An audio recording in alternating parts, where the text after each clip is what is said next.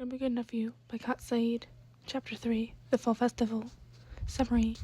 The band plays at the Casper High Fall Festival. Ghost hunters and Lancer are quite baffled at what they're seeing.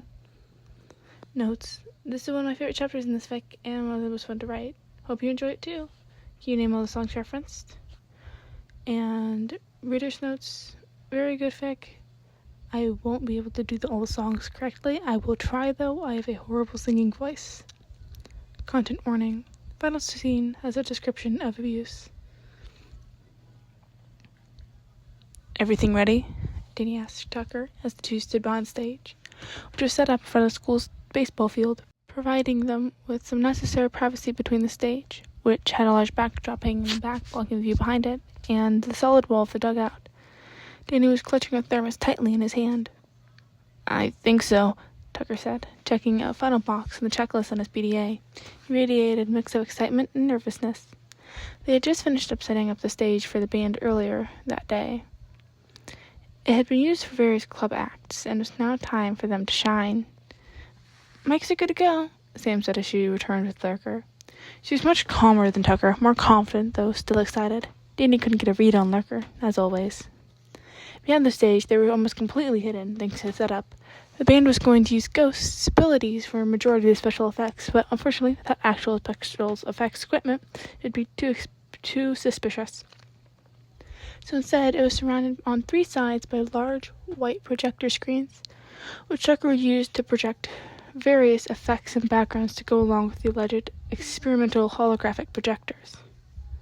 The stage itself was 3 tiers, about 2 feet taller than the other, with a step up, halfway up. The third tier in the back was the entire length, in the middle of which was the drum set, which Johnny would be at, and to the sides was large speakers. The middle tier would have Lurker on the guitar and Sam on the electric violin. On the frontmost and lowest tier, center would be Danny on guitar, and each of his sides would be Ember and Kitty on guitar and bass. This way, each band member could be seen by the audience. With the exception of Johnny, during the show, they'd be occasionally swapping positions to add movement to the show and occasionally swap with the lead singer.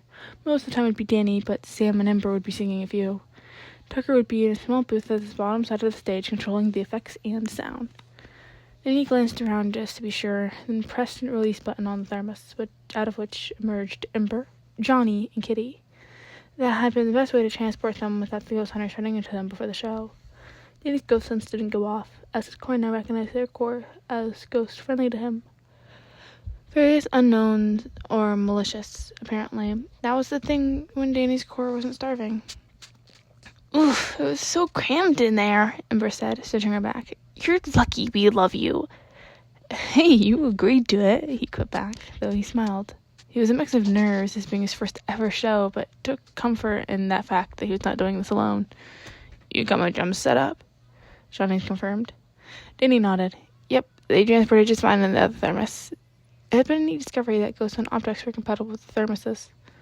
Still don't see why you couldn't tune to it, Johnny, Kitty grumbled. Johnny glared at her. Hey, you know my bike takes like 90% of my capacity. I gotta do a whole ass drum set on top of it. Well, it wouldn't kill you to leave the bike in the layer sometimes, Kitty pointed out. No way I'd ever do that. Hey, dipsticks, Ember shouted. No fighting, we got a show to do. Sorry, Kitty and Johnny said simultaneously, both looking apologetic. Okay, one final check, Tucker said. Everyone's got power for their instruments and got them synced to speakers if needed? Everyone nodded. The ghost instruments were powered by their own energy and would project the sound on their own too, whereas Sam violin and Lurker's guitar had ecto batteries to power them and were wirelessly connected to the speaker system using some sort of new transmission device called Bluetooth, which Tucker had rigged up for them.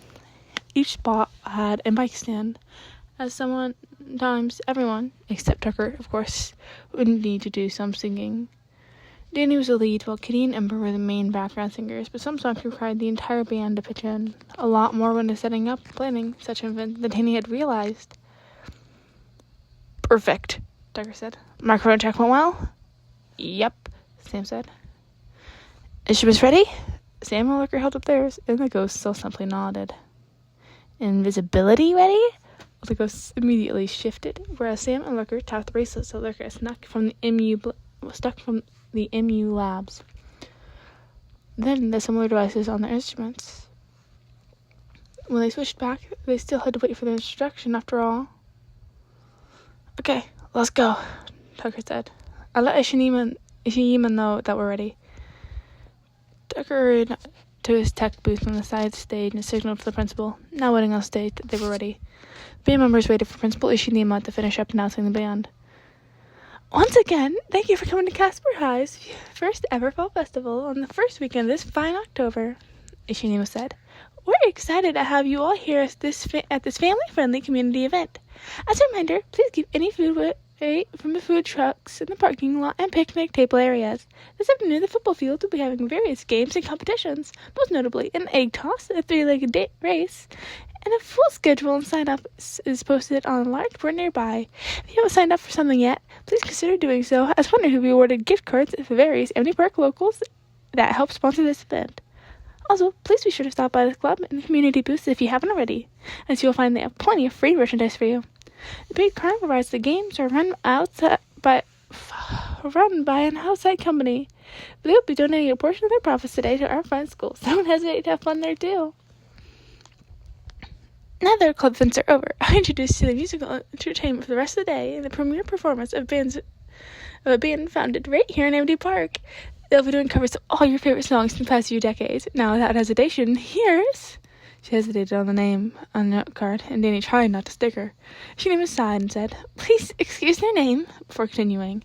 Now, without hesitation, here's the Amity Park Ghosts. On drums, we have Jason on guitar, Lurker, electric violin, Sam on bass and background vocals, Kat on guitar and background vocals, Amber, and on guitar and lead vocals, Danny, and for tech and special effects, Tucker. With that, let the festival continue. The stage lights went out as Ishiyama left the stage, and the crowd buzzed to chatter as the band visibly filed onto the stage via the back corner, which has some steps and a break into the projector curtain, which got into their positions, still remaining invisible. Danny shouted, Hello, Amity Park! Into the microphone, drawing the crowd's attention, which seemed confused upon seeing no one. Tucker activated a strobe light effect, which there was a puff of smoke while everyone moved the invisibility, revealing the band, minus instruments, or in Johnny's case, minus the drumsticks. As the lights returned to normal, the crowd cheered at the effect, assuming it was just a magic trick.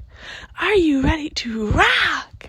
Danny shouted, and the lights flickered again, during which the members' instruments appeared, whether via removing a looking device or manifesting. As he pulled out his guitar, Danny loudly strummed it. The crowd cheered again, and Danny grinned, sensing the buzz of emotion in the air. This was going to be good.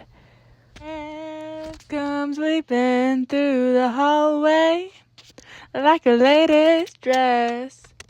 Death comes driving down the highway, and it's Sunday best. The music of Eric Zahn, Lancer muttered to his position guarding the balloon arch, which some hooligans already tried to pop as he started the band on stage, unsure what to think. The song was a classic, Fire of an Unknown Origin by Blue Oyster Cult. But was this the fifth song in a row that related to death?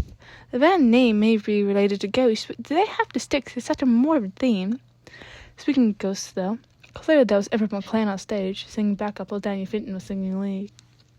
No one seemed to be registering that fact. A mere pseudonym, slightly less prominent role, and costume change had been enough to blind them?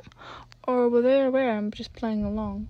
She even had the fire hair, and seriously, the name Amber, it was just one different letter.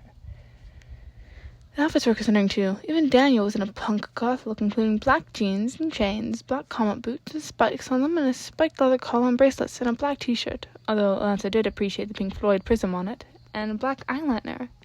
He was even wearing those fake fangs. At least, Lancer hoped they were fake. Technically, at 16, one could get implants with parental permission, but he doubted the boy's parents would sign off on it.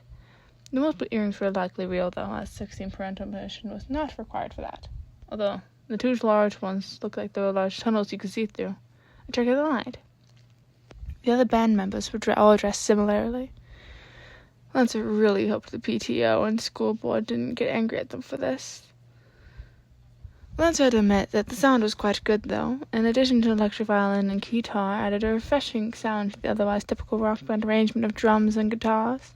Plus, he hadn't realized Daniel had such a talent for singing. Perhaps Lancer could convince him to join the school musical. The boy did need some extracurriculars, after all. He wanted to get into a good college, providing he could bring up his grades, which Lancer was sure was possible if he put effort in, which he seemed to be doing this semester.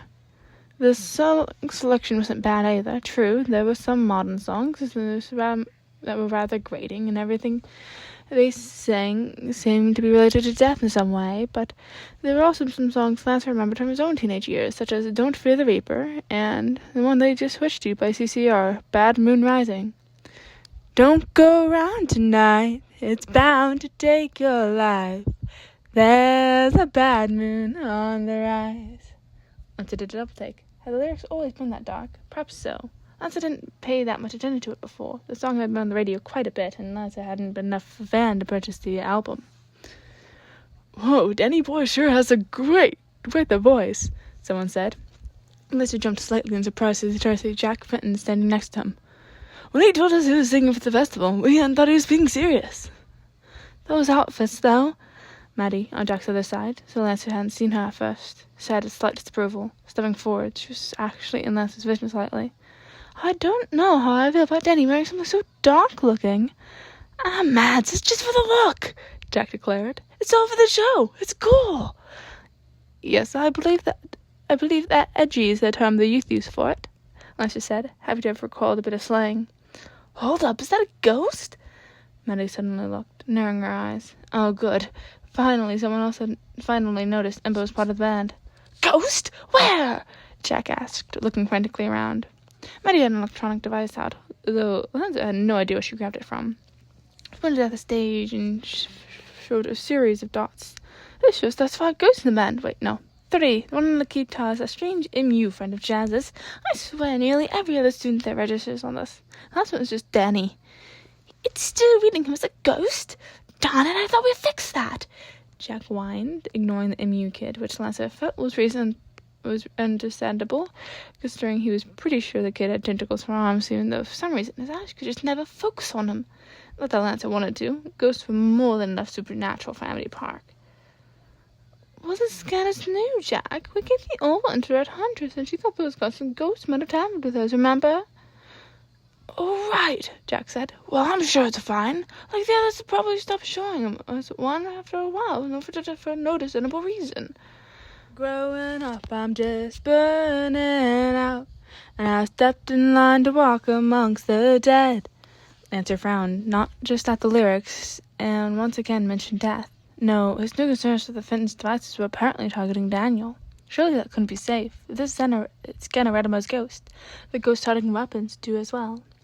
Not the first time, Lancer worried about Daniel's home life. Jack then realized. Wait, are you saying Daniel's band has 3 ghosts in it? Surely if so, he's not aware of such, Lancer said, although he had his doubts. After all, Daniel must know about Ember at the very least. Plus, it explained the band's name. Maybe they're overshadowed? Maddie shook her head.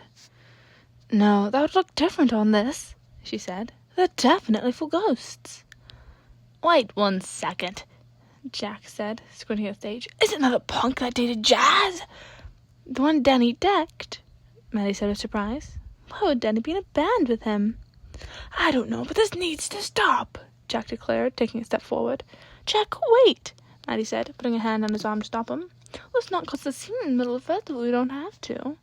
But I must agree, Lancer chimed. That would only cause unnecessary panic. Besides, even if the band members truly are ghosts, they do seem to be serious about playing music. Lancer, like many people in Amity Park, now believes not all ghosts bore ill will, but he wasn't going to say that in front of the 2 ghost hunters. Now that you mention it, it does seem so, Jack mused, calming so quickly that Lancer bizarrely wondered if he had been acting. Jack, honey, it's the trick as usual, Maddie told her husband with a terse sigh. Oh, right, Jack said. Then we need to go out to fight those ghosts before they hurt Danny. We've done it we can help but causing a panic, Maddie reminded him. We can confront Danny after the show while they clean up. And grab the ghosts? Jack asked hopefully, although, again, Lancer couldn't tell if the She didn't quite shake the feeling that Jack was acting. "And grab the ghosts," Maddie agreed. "Gonna burn in hell, everybody burn the high side down." With that line, green fire lined the stage, though in what seemed to be in a controlled manner. "Ghost fire!" Jack declared, waving an electric gun, though it looked like he had been more excited than anything, almost childlike in his demeanor. Maddie gently laid her head on Jack's arms. "It's just pyrotechnics, Jack," she said, then frowned and added, "Probably." "The band did give its approval for such," Lancer informed them, "from both the school and the town." "You sure?" asked Jack, though there's an unexpected flash of what seemed to be disappointment. Had he wanted there to be reason to fight? Or maybe not fight. Something's off about this. "Yes, I fight the paperwork for myself," Melissa said. "It was quite tedious." Maddie sighed. "Yes, paperwork always is." It took a couple minutes for Jack to calm down about the fire, but eventually he pretended that he considered that even if it were a ghostly fire, it was still best to wait until later to address it. "Good night to the heart you break, all the cyanide you drank. In the case of Charles Jackson's ward," Francis swore. "Okay, that's it. I'm telling him to sing a song about something else," he decided, noting the lyrics. It seemed the topic of songs that shifted from death in general, with the occasional supernatural element, to straight up murder. The Parent Teacher Association was not gonna have a field day with this if he didn't stop them. "Watch the blue knot for me." "Ooh, tell him to sing about love," Jack said excitedly. "Oh yes, I'd love to hear a boy sing a love song," Maddie agreed. Lancer made his way to the edge of the stage, catching Daniel's attention, waited until the disturbing song about the serial killer was finished. Thankfully, Daniel acknowledged Lancer's presence. "Looks like we have a brief interruption," he announced into the microphone, which he disconnected from the stand. Both he and Emma, who's allegedly not Ember, yet definitely was, moved over to him and bent down. "So what's the issue, Pops?" Ember said with a mischievous grin. Lance had a sudden feeling that she knew why he was there as Daniel held the microphone up to him with an identical grin that revealed his fangs. An oddly familiar grin. Expression combined with a black attire. Lancer shook the uncanny feeling away, clearing his throat, and nervously said, "Well, I was wondering if you could perhaps sing a song about something other than death." Daniel laughed. "We were wondering when you noticed. What was that? 8 songs in a row about it." 9, Ember corrected, clearly amused by their apparent prank, which seemed to have specifically directed at Lancer. "So you want us to sing about something else?" "Please," Lancer said calmly. He was too used to teenage antics to visibly react. "And what will you do if you don't? Give us detention," Daniel said cheekily, and Lancer could have sworn his eyes flashed radioactive green for the moment as he flashed his fangs. Lancer considered he tried not to show was mildly unnerved. "You know what? Why not? If you do not change topics, I will give you all detention, whether you're students or not." He wasn't serious, and by the looks of the two teens knew it. "Okay, then, in that case, you got any requests for the next topic?" Ember asked Lancer as she clearly held back laughter. "Well, perhaps love?" Lancer suggested, recalling what Jack and Maddie had asked. "Love?" Daniel repeated with a sly grin. "Sure, we can sing about love, right, Amber?" "Hell yeah, we can!" Ember cheered as the band started up, apparently needing no other cues to decide the song. Clearly as we planned, perhaps a few choices based off whatever was suggested. The two bounced back from the other end of the stage, their grins more mischievous than comforting. Well, regardless of the outcome, his job was done, so Lancer made his way back to the Dolphins. "You make it hard to be faithful with the lips of an angel." Lancer put his hands on his forehead as he rejoined the two by the arch. "Scarlet Letter! Well, I tried," he said in resignation. He should have expected that instead of the proper love song they'd sing about something technically related, like adultery. Well, at least it wasn't about death. Lancer looked back to the boy singing on stage, looking more relaxed and happy than Lancer had seen him in a long time. Yet the expression seemed familiar, too. A smirk that was commonly found in a certain town hero, one that was conveniently enough in the same place as the boy on the stage. One that also had recently displayed new fangs and new piercings. Daniel's eyes briefly flashed green again, and something clicked in Lance's mind. The strange case of Dr. Jekyll and Mr. Hyde Lance swore under his breath. Could it be? Was Daniel Fenton Danny Phantom? No, impossible, Lance concluded. It was all coincidence. If all that was the case, that would mean young Daniel had... No, that was too heartbreaking. Besides, if that were the case, Daniel surely wouldn't be living with Jack and Maddie, right? Not when they attacked Phantom so ferociously. Surely his parents would notice their own son had died. And surely Lance would have noticed if his student was a ghost. No, it was all just a coincidence. Lance was being silly for even entertaining the thought. Amber, who's once again most definitely Ember, along with Sam, had now both taken center stage to sing to each other. And to Mr. Lance's relief was singing something a little more, well, not upbeat per se, but less harsh regardless to its overall sound compared to many of the other songs they'd played. It was a little more operatic, though still somewhat dark, and Lance found himself. What was the term he stays used? Vibing? Yes, he was vibing to it. With any luck, the lyrics would be, my eye, lying next to me I fear. She beckons me, shall I give in? Never mind, it was about death again. Lance closed his eyes, trying not to react. Oh yes, the PTO was definitely going to have a field day with this. Lance was extremely glad that he had Tanya. Although, even if he didn't, Lance frankly wouldn't be as worried, as the haunted show was so short-staffed and had such a struggle finding teachers, so that pretty much the only way someone would possibly be fired is if they committed a felony. And even then, exceptions might be made. Lancer, came a toss, carefully controlled voice behind him. Lancer turned to see the school principal standing next to him. Hello, Ishinima, he greeted wearily. The tone was never a good sign. She didn't bother with any small talk. Did you, by any chance, review and approve the set list before the concert? Unfortunately, it failed to occur to me that was needed, Lancer reluctantly admitted. I see. Were you aware that half the band members would be ghosts? Lancer sighed. Mistakenly, I assumed that being human, or at least Lancer desperately hoped Daniel was still human, as the alternative was too tragic, and the child of ghost hunters, that Daniel's band would be made of humans too. After a moment, Ishinima said, I suppose that would be a logical assumption. However, did the band's name not raise suspicion? Lancer winced. I was not made aware of the name until the beginning of the concert. So, let me get this straight. You hired a student's band, got all the paperwork together for stage construction and setup, acquired a pyrotechnics license for the show, and did all the scheduling of the planning, yet failed to ask the name of the band, members of the band, or the songs the band planned to play. Well, when you put it that way...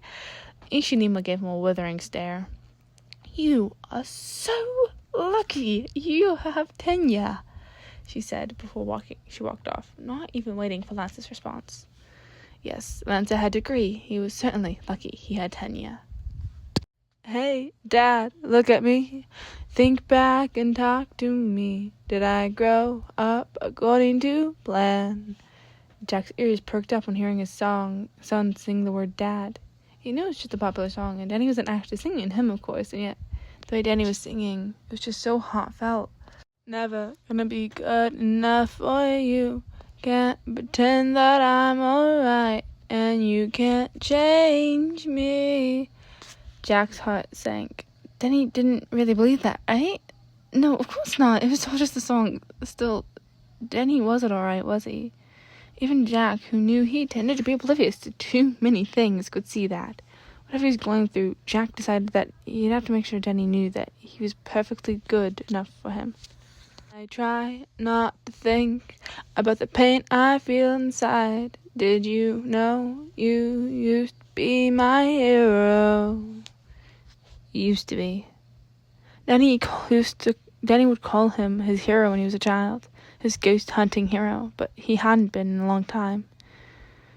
This reminder made Jack's heart wrench. It was just the song, not Danny's true emotions.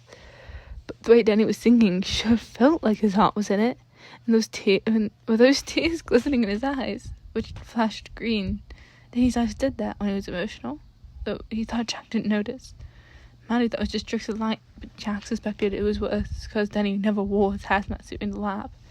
There had to be some side effects of all that ectoplasm after all.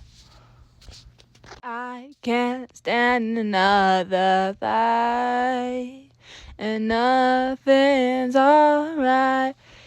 Danny, the song was right. Jack, too, was sick of fighting. Things were not alright. Something had to change, or Jack would lose Danny forever, if he hadn't already. Nothing's gonna change the things that you said. Nothing's gonna make this right again. Please don't turn your back. I can't believe it's hard just to talk to you, but you don't understand. He wished he wanted to understand. Jack desperately wished Danny would talk to him. Jack didn't know what things he said, but whatever they were, he would apologize, even if nothing could make whatever rift had become between them right again. Jack would try. He just wanted his little boy back again. Now it's just too late, and we can't go back. I'm sorry, I can't be perfect. But you are perfect, Danny, Jack whispered. What'd you say, dear? Maddie asked from next to him. Jack shook his head slowly. It's nothing, Mads. I'm just talking to myself. Maddie gave Jack a curious look. You're crying, she commented. Jack wiped his eyes with his gloved hands. Unaware, he started silently crying. Maddie, not unexpectedly, misinterpreted it. She put a hand on his arm and said, Don't worry, dear. We'll get those ghosts away from Danny as soon as the show's over. Right, Jack said. Yeah, totally. That's exactly what I'm upset about. What Danny's thinking, being in a ghost band. But then being with ghosts was not the thing at the forefront of Jack's mind. The rift that kept growing between him and Danny was. The rift that had opened around the same time that darn portal had. No, before that. Jack knew that he often spent more time on his research than paying attention to his kids. He had always had. Jazz told him as much quite frequently. Maybe that was the biggest cause of the rift. Maybe it could fix things with the family trip. Somehow Jack knew that wasn't the biggest reason for the rift, but he honestly had no idea what else it could be. Jack's eyes flicked back to the stage as he gasped. What looked like ice crystals were now floating in the air on the stage, reflecting light like glitter. These visual effects are absolutely amazing, he declared. Although there were 3 ghosts there, so it could just be ghost power at work. One of them had ice powers that Jack was aware of. The only ghost Jack even knew that ice powers were Kempler and Phantom, neither of which were on stage with them. Plus, Danny seemed to be signaling to get them to move. Maybe Tucker had some sort of hologram generator that could read his movements, which Jack didn't realize possible, but technology moved so fast, and special effects wasn't Jack's area of expertise. He wondered if that was also causing Danny's eyes glimmering the same vibrant blue as the crystals. Choose from phantom fears and kindness that can kill. I will choose a path that's clear. I will choose free will. Jack smiled at hearing a song from his college days. It was so considerate that they're playing music from so many decades. He vaguely wondered if those were the era the ghosts were from. The one on the bass definitely did seem to dress in the style that he'd seen pop people wear in the 80s, so maybe the song's from her youth too? Wait, no, he was humanizing ghosts again. Maddie always told him not to do that. Then again, why did the ghosts go this far to fake humaneness? Jack looked at Danny again. He seemed so happy up there on stage. Jack wondered if he should have enrolled Danny in music lessons when he was a kid. When did Danny even take interest in music? When did he learn guitar? Jack didn't know Danny was in a band or planned to play here until he yelled such as he headed out the door this morning. Jack thought it was not a joke until he and Maddie arrived to find him on the stage. How was there so much Jack didn't know about his own son? Jack decided this was something he needed to fix. As soon as he and Maddie rescued Annie from these ghostly influences, he would reconnect with his son and repair their fraying relationship. Although, did he have to rescue Annie from them after all? Seeing them here like this, they didn't seem so bad. They were clearly having fun. Maddie always said that ghosts mimicked people to trick them, but would they really go this far to do so? The band didn't get together just that day, evidenced by how they're all so in sync. They'd all been practicing for almost daily for weeks to get to that point. If these ghosts really were after Denny, wouldn't they have attacked long before now? Plus, Denny was just so happy up there on stage. In fact, he'd been noticeably happier over the past month. Presumably since he started practicing with the band. If that were because of these ghosts, wouldn't it be more detrimental to take them away, even if they were ghosts? Jack never would have thought ghosts could have such a large positive influence on someone. But wasn't the evidence right there in front of him proving him otherwise? "Hey, Maddie," Jack said when she hummed in acknowledgement. He suggested, "Maybe we could hold off on attacking the ghosts today." Maddie tensed and slowly looked at Jack with narrowed eyes. "And why would we do that?" she asked tersely. She glanced at the ghost tracker, likely to make sure Jack wasn't overshadowed. "Because Danny seemed so happy," Jack said simply, which was enough. It wasn't enough for him. If the ghosts were making Danny happy, they weren't a threat because there's no need to fight. "Danny cannot be happy if he's with ghosts," Maddie said firmly. Jack frowned, but just look at him.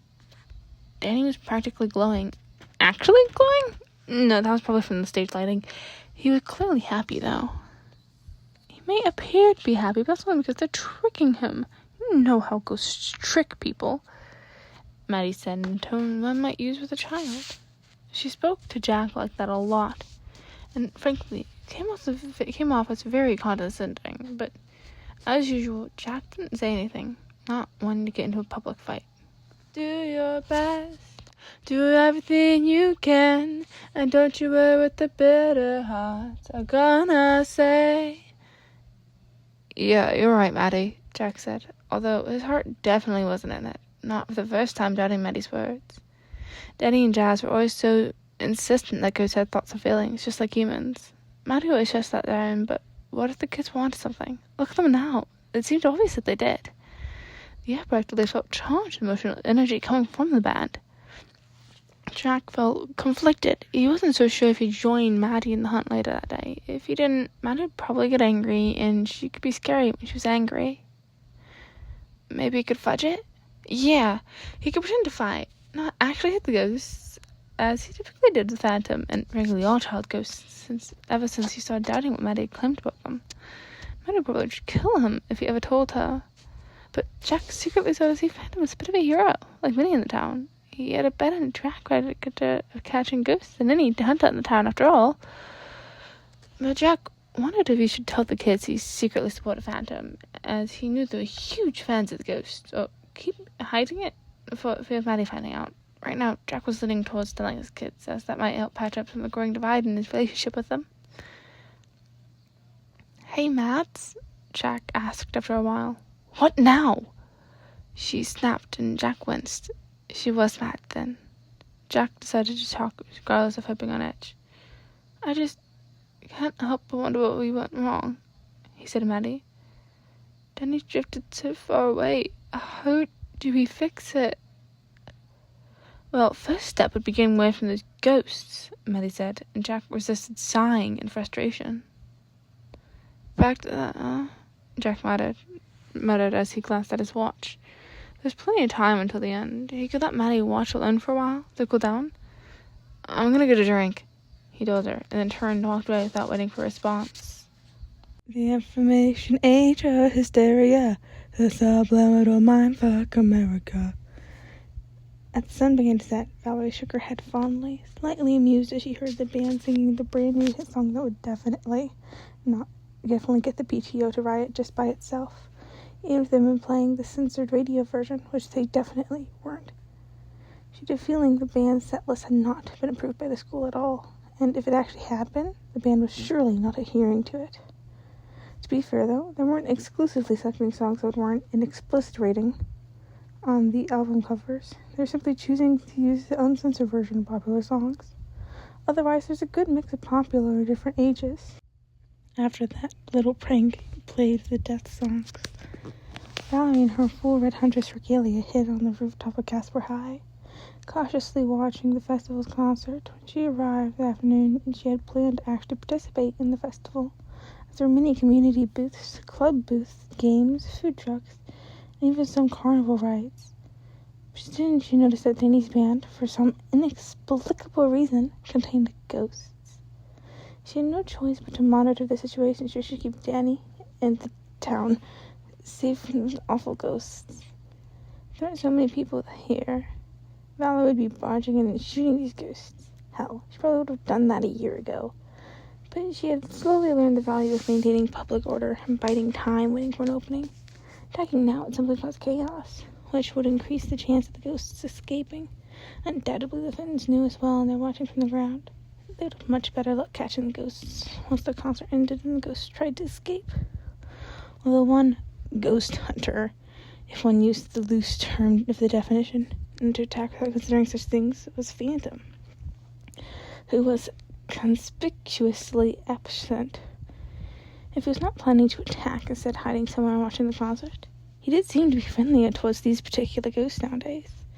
Valerie had got him actually flying around with Limber, even hitching a ride on Johnny's motorcycle handlebars one day.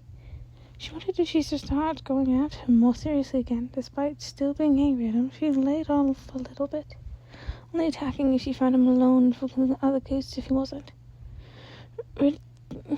Recognizing that he usually helped catch other ghosts, but if he were getting friendly with destructive ghosts and no longer stopping them. Something that also puzzled her was Danny and Sam. They were on stage, happily playing the instruments and singing with the ghosts. Were they overshadowed? She'd sworn Danny's eyes had glowed radioactive green a couple of times. Her ghost scanner, however, claimed neither were. Perhaps Danny's ectocontamination had just gotten worse, which was a distinct possibility because of where he lived. Maybe the ghosts had tricked them? Ghosts often did that. They always try to get you to let your guard down, but Danny was the son of ghost hunters. He ought to know that. It would be even stranger from being bad with ghosts, honestly. He was well known to be terrified of them. Drop a heart, break a name. Oh, we're sleeping in and sleeping for the wrong team. Danny's voice, Valerie had to admit, was amazing, almost echoey and surreal in the microphone, giving it a ghostly feel. Valerie assumed it was simply due to the audio equipment. She hadn't known he could sing, nor that he could play the guitar. Well, at least he could play a simple chords. Ember, who were they trying to fool with that pseudonym, was definitely on a much higher level, playing complex progressions at a rapid pace. Sam was similarly a beast on her electric violin, which had added a surprisingly refreshing sound to all the songs, which had been slightly rearranged to accommodate the non-traditional rock band equipment. She reluctantly had to admit that Kat and Jason, aka Kitty and Johnny, were pretty good at playing drums and bass respectively. Valerie didn't know who that last member was, but she had a sneaking feeling that he was one of those strange cryptids she'd been seeing around MU. Valerie was smart enough to leave anything that related to that place alone. Regardless, he seemed to know what he was doing on the guitar too, even though Valerie could have sworn he had tentacles instead of arms at one point, which she decided not to think about. The music selection itself, with the exception of that Franco Lanza, was tastefully selected. There's a good mix of various decades, and so far every song had a good portion of the crowd excited about it, including the Frank ones. Valerie assumed Danny and Sam selected them, because no way ghosts would know so well what human liked. They even, surprisingly, did a number of requests, including a few Disney songs at the request of a group of young children. Valerie was nervous about such small kids getting so close to ghosts. For some of those songs, Danny only sang, or on some occasions played simple chords while other members sang, revealing how new he was to us. But Valerie was impressed with the large amount he did know, given that as far as Valerie knew, he showed no interest in music until like a month ago. When he suddenly got that guitar, he just sometimes practiced during lunch. If no ghost fights occurred, if they did, he'd run and hide like usual. Valerie glanced at her own watch, 5:24 p.m. The festival technically was open till 6, but the music would be ending around 5:30 to give the band time to break things down.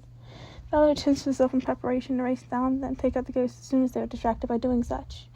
She glanced at the crowd, noticing the Finns preparing to do the same, slowly sneaking closer. Valerie couldn't get closer, not unless she wanted to reveal herself, but a hoverboard was fast enough it didn't matter. Kiss me beneath the milky twilight, lead me out on the moonlit floor. Lift your open hands, strike up the band, and make the fireflies dance. Ghostly balls of light shimmered on the stage and danced around like the fireflies mentioned in the song. Shimmer and Danny were singing as a duet. Valerie honestly couldn't help but be amazed. Even knowing the true nature of the special effects and composition of the band, Valerie didn't know Impa was a ghost. She'd even say there was some chemistry between her and Danny as they sang. The two simply worked well together, and possibly so. Perhaps there was some sort of ghostly magic at play? She was certain Danny wasn't possessed, but maybe Impa had some sort of influence on her that made her band members more in sync with her. Yeah, that must be it. So kiss me.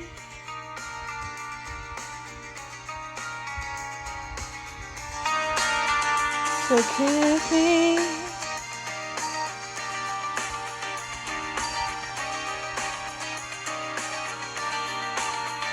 So kiss me. The crowd cheered as fireworks burst from the stage, and Valerie watched in surprise as Emma grabbed Danny and dipped him as she pulled him into a deep kiss.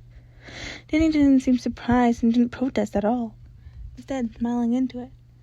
It was likely rehearsed, but still, Valerie subconsciously recoiled at the fact Danny was kissing a ghost. Yeah, she knew she had been the one to break up with him, and despite the lingering feelings Valerie had, she wasn't about to risk Danny's safety by rekindling their relationship. But a ghost?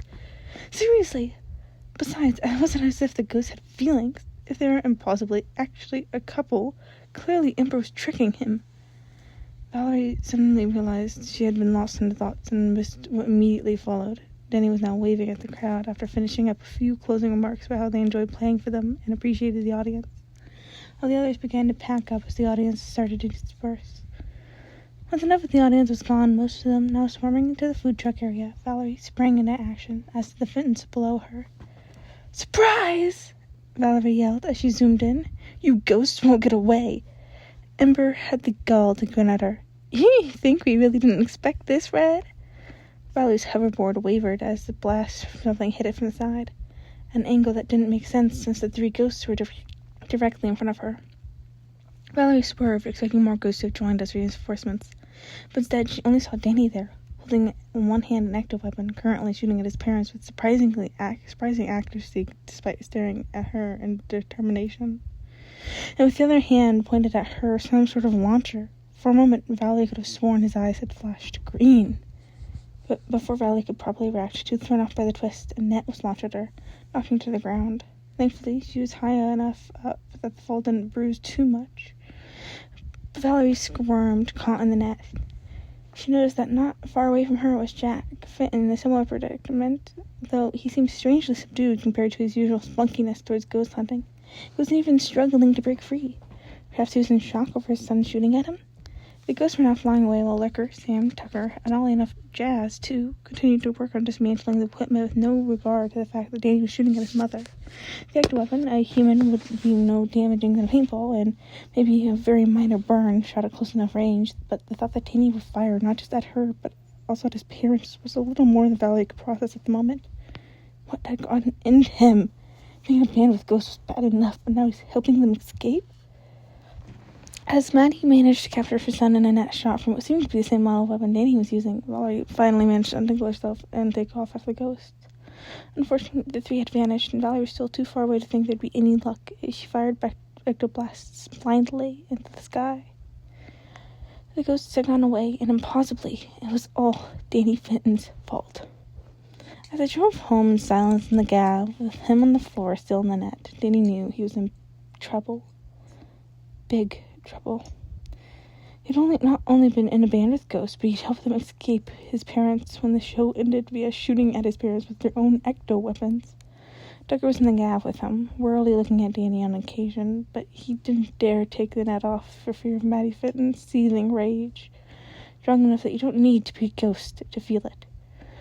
Unfortunately, Sam had been dragged home by her own parents, who were also not happy with her, particularly because when her mom came up and requested that they sing a song about God, they played God Must Hate Me by Simple Happy with her, particularly with by Simple Plain. And when she protested, Sam pointed out that technically it was still about God, and Danny then wrinkled and told her, "You should know to be careful when you ask for an empty park."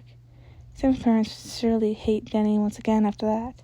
Found band member Lurker had simply vanished, as he tended to do. Jazz was driving back separately, her car housing the equipment. Denny knew he would be in particularly huge trouble for the finale of the duet at the end, where Ember had pulled Danny down into a kiss. It had all been planned, all part of the show. Otherwise, Sam would have killed Ember. Just because they're exes didn't mean that she's still gonna be overprotective over Danny in a best friend type of way, but Ember had definitely dragged it out longer than it needed to be. Danny had a feeling the ghost had been enjoying it for a whole lot more than he had, although to his confusion, he had actually enjoyed it some too. Not enough to trigger an urge for anything farther, but it was fun. Were friendship kisses a thing? Thankfully, she knew not to take it too far at the concert, keeping it fairly chaste in spite of the length. Consideration that was supposed to be a family-friendly event. Honestly, though, it's a miracle the show hadn't been cut short with all the songs they were singing. Remember his playful wink at the end as she flew off? Then he had a feeling that things were going to be very different between them henceforth. And he was not sure how to feel about that, or maybe not so. Different. At first it had been about just working together for the band, but it had very quickly become more, possibly closer than regular friends now. Especially after that heart-to-heart where Ember helped him sort out those feelings he'd been having, which still felt strange to admit. Part of the reason for that kiss at the end, in addition to the audience going wild, was actually to give Danny a way to keep his sexuality hidden. Danny would not survive high school if his police found out he was...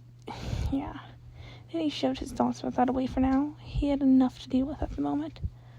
Like the scolding he was about to get from his parents. Danny gave a shout of protest as his mom grabbed him, still in the net, and dragged him through the door of his house, unceremoniously tossing him on the floor in the living room. Danny, heart racing as the unusual roughness his mother was exhibiting, once his mom locked the door behind. Once her and Jack and Tucker had entered. Danny had a lot of explaining to do. He knew it. Jazz, who had already made it home and was waiting in the living room, could hopefully mitigate things a little, although at the moment she seemed to be in the same sort of shock after seeing Danny be thrown around and net by the mother. Danny's parents stood in front of him. "Care to explain?" his mother, arms crossed, asked coldly. Her quiet rage left an actual bitter taste in Danny's mouth. Jack seemed more worried than angry, glancing at his wife akin to slight fear. He stepped forwards, looking like he planned to remove the net, but Maddie put a hand on his arm to stop him, and he froze. "Explain what?" Danny asked sheepishly. "You know what." "No, I really don't." Danny squirmed slightly, the closed net causing some discomfort due to the ectoproof coating, which stung slightly in cramped size. "Can you please let me out of this?" he begged, really disliking the trapped feeling. His core vibrated with anxiety. He took some deep, unneeded breaths to calm down, as the last thing he needed to do was panic and release a blast of ice or something. Jazz snapped out of her stunned state and hurried to help, sending a glare at her mom, who had stopped Jack again as he tried to help. Danny felt Jazz's own cold rage directed at their mother. Never had he imagined his sister could feel that way towards either of their parents. Finally, Danny was able to stand up. He stood facing his parents, Jazz and Tucker on either side of him. "Okay, now you can explain," Maddie said curtly, rage flaring beneath her outwardly calm demeanor.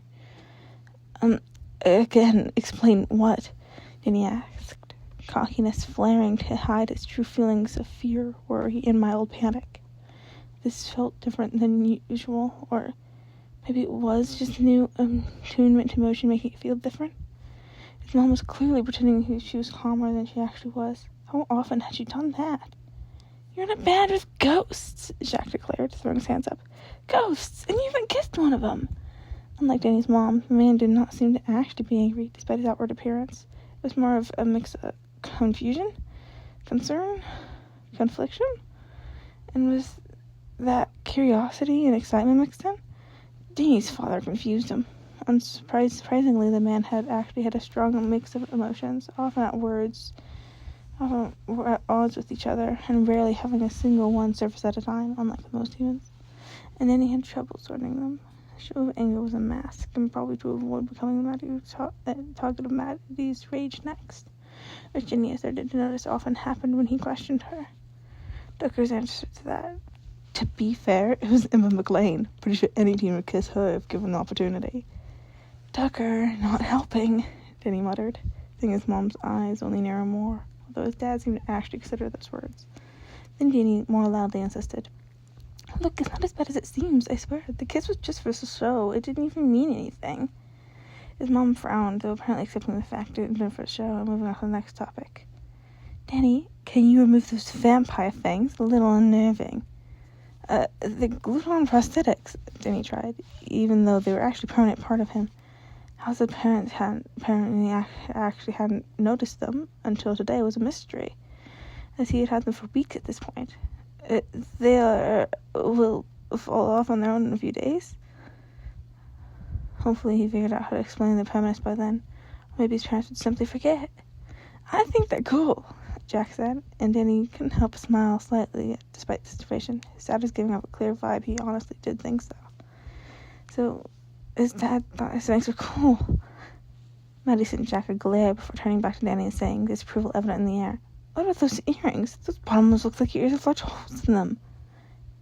Yeah, that's because they do," Danny said with a wince. In addition to a row of 5 small rings spread across the outer edge of each ear applied earlier that day, he was wearing a light blue anodized titanium tunnel, so at the right angle you could see straight through them. "I'm surprised you didn't notice by now. It's taken months to get the whole stretch to this point."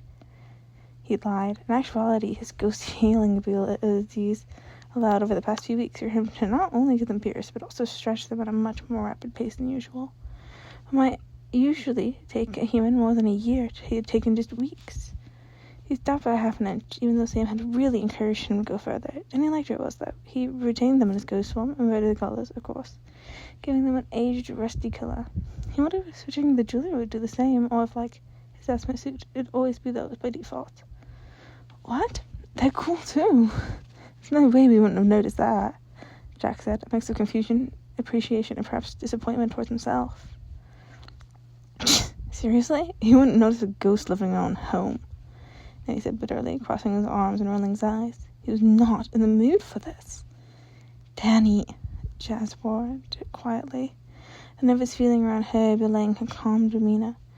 And Danny took a deep breath, realizing the temperature in the room had already dropped a few degrees thanks to him. If this continued, his eyes would start glowing too, and the last thing he needed would sever his anger, cause an impulsive identity reveal.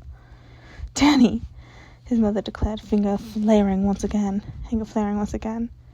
"How dare you?" Jack added. "Maybe we don't notice the ears, but we definitely noticed something like a ghost living here." His emotions were confusing again. There was a little anger, but also hurt. Maybe a little worry. Perhaps second-guessing himself, wondering if that were true. Jack seemed to have a surprising amount of self-doubt for all the confidence he usually projected. Then he grabbed his hair in frustration, pulling at it slightly. "Oh, ancients! This is such bullshit!" There was a brief moment of silence. "Was that ghost slang?" Jack asked quietly, both expression and vibe reflecting concern now. Then he felt a little guilty. Clearly he was hurting his father. His mother, however, was again full of that cold rage. Seemed stunned to immediately answer. Jazz stepped over and gently removed Danny's hands from his hair. "I'm sure Danny was simply trying to get under his skin," she said calmly, though internally she was panicking. "Right?" she asked Danny, a look in her eyes. "Right." Danny grumbled in agreement. He'd have to be more careful about that. The ghosts, the ancients, were godlike ghosts that had been around since the beginning of time, such as clockwork. And ghosts had used the term similar as humans would use the term God or Jesus. Then he hadn't realized he'd become on using it too. Danny's mom sighed in frustration. "Danny, please, what's going on with you lately? We understand that teenagers go through rebellious stages, but this is ridiculous." "It is a little extreme," Jazz pointed out, her vibe now including some frustration. He pulled away from his sister and glared at her. "Oh, thanks, Jazz. You're a great support you're being." "You dug yourself into this hole," Jazz said simply. "I could have easily found some human band members, but you just had to go for the ghosts." She radiated disappointment. "Well, sorry, I'd prefer to have friends in a band rather than strangers," Danny retorted, ignoring the fact that one of the members Jazz did find was definitely not a human. Then winced as he realized what he said, though he also realized that he didn't mean it. All 3 of those ghosts had actually become his friends somehow. Both his parents gasped. "You're friends with ghosts?" They both said simultaneously with clear disbelief. In his mom's case, mixed with more anger and horror. In his dad's case, mixed with, was that excitement? What? Then he found himself wondering if his dad's views on ghosts somehow shifted. But if they had, why was he hiding that? But didn't he still dislike them? Since when were they good friends? Tucker, previously had only been watching the argument awkwardly, said, sounding appalled. A bitter tasting emotion Denny hadn't felt yet wafted off the boy, though Denny was pretty sure it was jealousy, which Tucker had major issues with. Denny resisted rolling his eyes at that. If Tucker had been hanging out with the group too. If Tucker hadn't been hanging out with the group too. He even played Doom with Kitty now. Denny sensed the flare of emotion, the one he'd been calling a desire to hit, but didn't register until Maddie's hand already made contact with his face. Then he immediately put a hand over his cheek. "What the fuck, Mom?" he declared, struggling to process the fact that his mother would actually hit him. The notion had been popping up with surprising frequency lately, but never had she actually acted on it, at least not towards him. It didn't really hurt, given it was only a slap and Danny was accustomed to far worse from his battles, but the fact that it was his mother who had hit him in human form was painful in a different way. He wondered if this was how his dad felt at times she tried to punch him. Everyone else seemed stunned at the development as well. "Who are you and what have you done to my son?" Maddie coldly demanded. Danny frowned, feeling stung by those words. It was a phrase he dreaded hearing, imagining it happened to him as he revealed his true identity. It wasn't the same situation, of course, but if his mom was reacting this poorly just to him being friends with ghosts, how would she react learning he was half of one? Once again, Danny wondered just how close to his original timeline this cobbled-together one really was. "This is Daddy," Chaz hissed at the mother, breaking out of her shock and outrage on Denny's behalf. Good to know she was on his side for this, at least. Not that it helped much. "Well, then he should act like it." His mother vehemently spat at his sister. "He is, though. Fittins don't fraternize with ghosts." "You know what? I'm done," Danny impulsively decided, stomping away. He couldn't stand being in the room anymore. No, he couldn't stand being in this entire house. "We're not done talking, young man," his mother said sternly, trying to grab his arm, but Danny managed to dodge away.